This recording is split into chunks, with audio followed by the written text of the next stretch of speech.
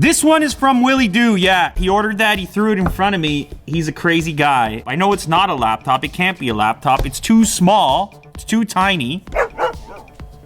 Otis.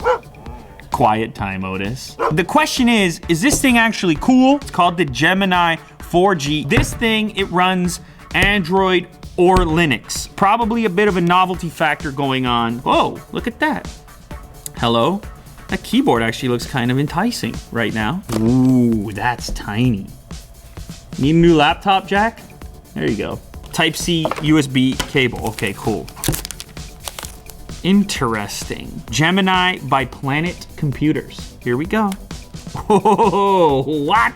This has me thinking about a Sony product. I believe it was called the Vio P. And when I was a kid, I thought it was the coolest thing. The hinge is interesting. Watch it. You know what? You know what?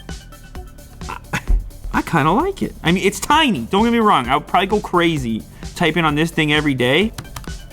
This is like the power switch over here. USB Type-C connector in this location. That looks like a microphone. I'm guessing this is a speaker grill, which would be kind of a cool design. I see one of these grills on each side. Another Type-C connector over here and a headphone jack. It's the same number of inputs as the MacBook Air in this package. That is a pocket computer right there. All right, so I have this thing booted up. They had me fooled on the power button. The on-off is over here on the escape key. I thought for sure this was the power button. Apparently that's the smart button.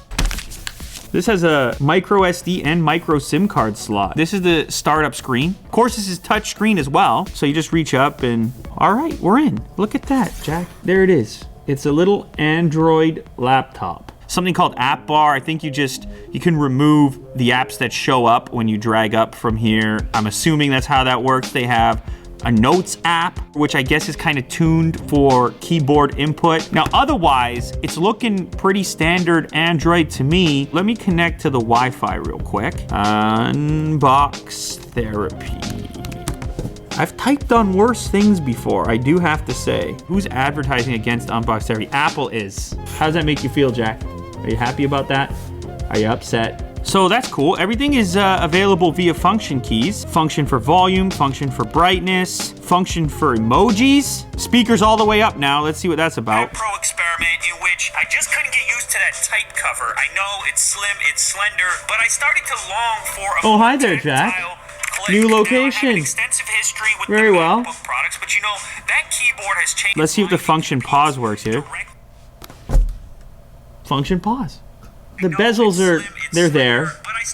You know, you have the forehead, the chin. It's weird, it's a bit off center as well. It's not symmetrical. Anyhow, I think the most surprising thing about this for me is how usable the keyboard is. I'm kind of amazed they were able to cram something this functional into a package like this over the fence. Look, that's perfect. I nailed that. I hammered that out, and I had no business doing so. It vibrates with each key press. A slight vibration and an audible tuck, tuck, tuck, tuck.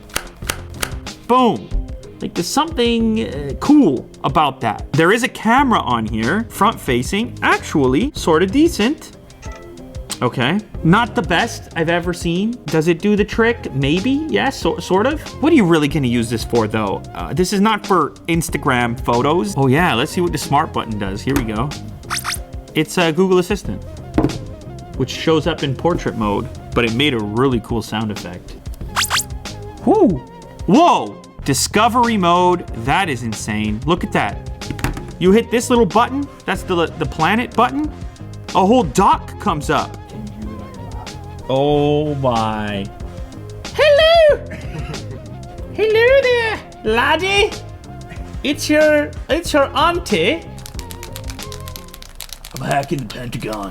Well, give me your laptop. So you tell me who's cooler in this situation. You could be this guy, or you could be this guy.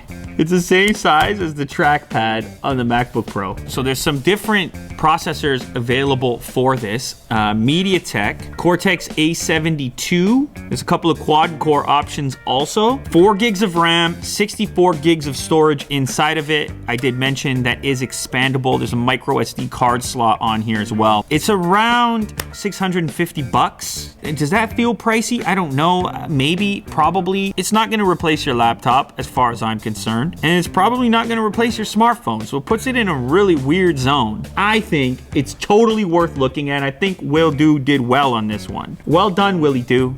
You continue to show people things they never knew existed, including this right here.